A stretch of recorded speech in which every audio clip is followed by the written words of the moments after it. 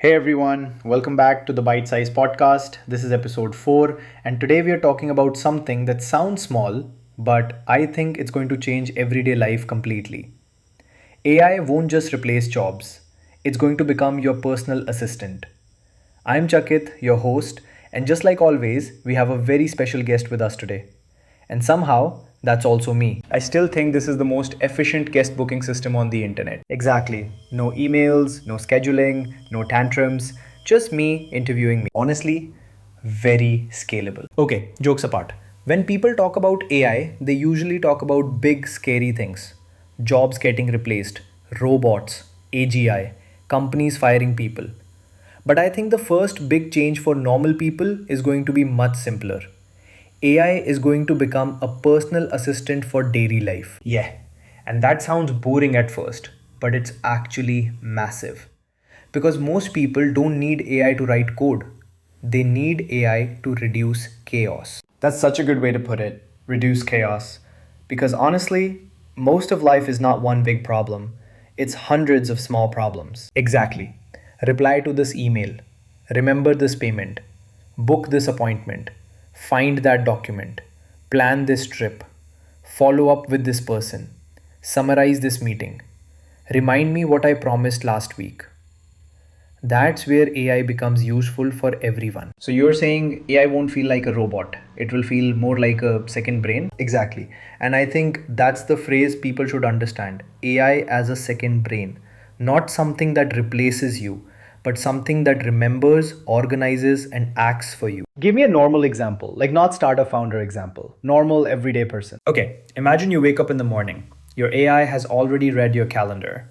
It knows you have 3 meetings. It knows one payment is due today. It knows your flight prices dropped. It knows your mom asked you to call someone yesterday. And instead of you opening 10 apps, it just tells you, here are the 5 things that matter today. That sounds peaceful. It is. And that's the point.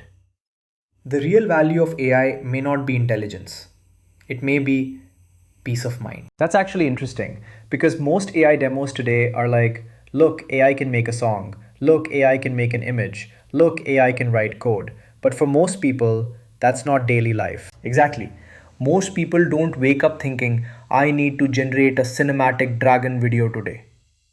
They wake up thinking, why do I have 4700 messages? Where is that bill? What did I agree to in that call? What am I forgetting? And that's the real pain.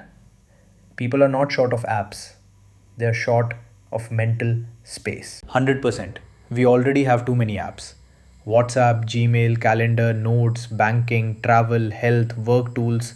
Everything is scattered. So AI becomes the layer above all of this. Yes, that's where this gets really powerful. AI won't just be another app. It becomes the thing that connects your apps, like a manager for your digital life. Exactly. And once that happens, the phone changes. How? Right now, your phone is basically a collection of apps. You open one app for food, one for payments, one for email, one for maps, one for notes, one for travel. But in the future, you may not open apps that much. You'll just tell your assistant what you want. So instead of opening 5 apps to plan a dinner, you just say, find a nice vegetarian place nearby, book a table for 8, and remind my friend. Exactly. And the AI does it.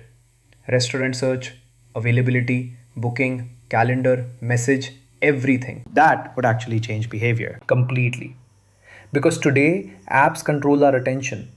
In the future, AI could control the apps for us. That sounds good, but also slightly dangerous. It is, because whoever owns the assistant owns the relationship with the user. Explain that. Today, if you want food, you might open Zomato or Swiggy. If you want travel, you open Make My Trip. If you want shopping, you open Amazon or Flipkart. But if your AI assistant becomes the main interface, you may stop caring which app it uses. You will just care that the work gets done. So brands become invisible? Some of them, yes. That's why this shift is huge. Because AI assistants could sit between people and businesses. And the business that wins may not be the one with the best app. It may be the one that AI chooses. That's a scary sentence for companies. It is, because the internet was built around people clicking, search results, websites, apps, ads. But assistants change that.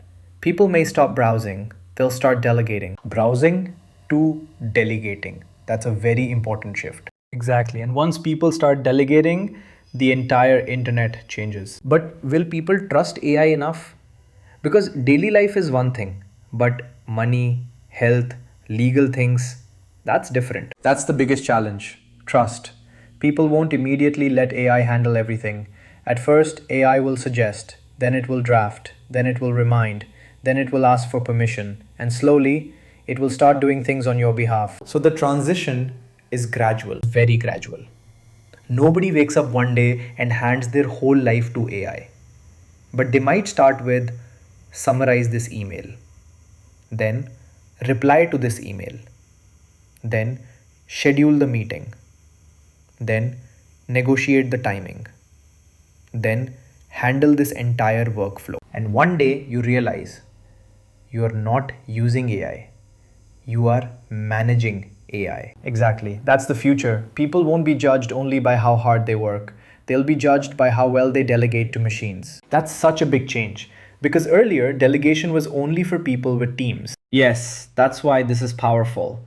Earlier, rich people had assistants, executives had assistants, founders had assistants. Now everyone might get one. That's actually a beautiful way to frame it. AI makes assistants mainstream. Yes, and for India especially, this could be massive. How so? Because we are a country of complexity. Multiple languages, family responsibilities, payments, government documents, travel, education, healthcare, small businesses. Everything requires coordination. An AI assistant that understands context could genuinely help people. Like helping parents understand documents. Exactly. Or helping a small shop owner track orders. Helping a student plan study. Helping someone compare insurance. Helping a family manage travel. Helping people understand confusing forms. That's where AI becomes real. Not flashy, but useful. Exactly. The most successful AI products may not look futuristic. They may look boring, but they will save time every single day. That's actually true. The best technology disappears. Yes, when technology is really good, you stop noticing it. You just feel life got easier. So what should people do now? Like normal audience watching this, what should they actually start doing? Start using AI for small daily tasks, not big dramatic things, small things. Summarize long messages, plan your day, draft replies, compare options, organize thoughts, explain confusing topics, turn messy notes into action items. So don't wait for some futuristic robot. Start with the boring stuff. Exactly. The boring stuff is where the habit forms. And once you build the habit, you start seeing opportunities everywhere. That's a nice takeaway. AI is not just about replacing work, it's about reducing mental load and giving people more space to think. Honestly, that might be the most human use of AI. Less chaos, more clarity. Exactly. And I think in the next few years, the question won't be, do you use AI? It will be, how much of your life have you delegated to it? That's a strong ending. I try. To everyone watching, this was episode 4 of the Byte Sized Podcast.